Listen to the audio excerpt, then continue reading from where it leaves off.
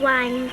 Perhaps a vanilla wine today, and a couple of round wines. And wine, not a soup wine each, for later. Oh, Timothy, I do enjoy these little chats we have together over our Griffins wines.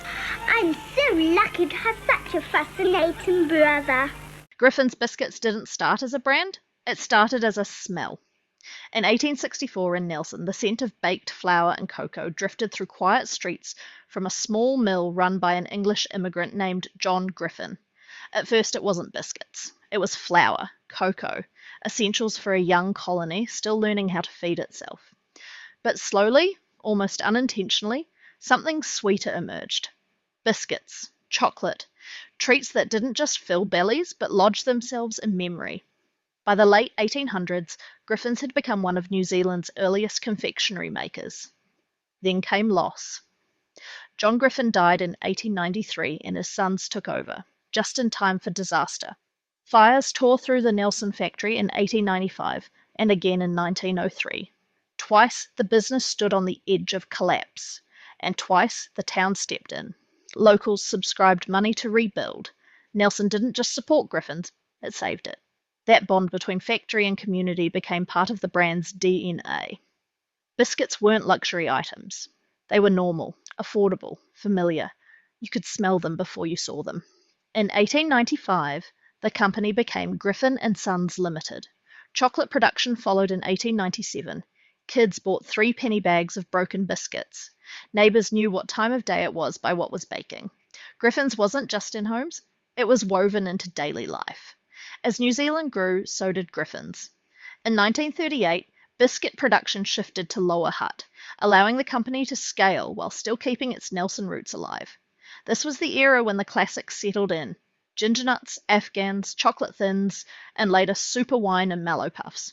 Biscuits you didn't need explained. You just knew them. For almost a century, Griffins was a New Zealand company through and through. Then came 1962.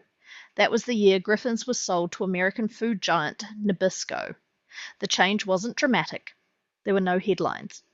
But it quietly ended nearly 100 years of local ownership and began a long cycle of overseas control, consolidation, and decisions made far from the factory floor. Those decisions hit Nelson first. In 1988, Nabisco closed the original Nelson factory. The reason was blunt. A $6 million earthquake upgrade wasn't worth the investment. 137 jobs disappeared, many of them part-time roles held by women. For Nelson, it wasn't just a closure, it was the end of a living landmark. 20 years later, it happened again. In 2008, the Lower Hutt biscuit factory, operating since 1938, was shut down.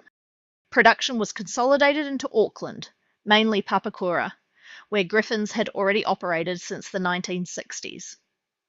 The explanation was familiar: aging equipment, rising costs, efficiency.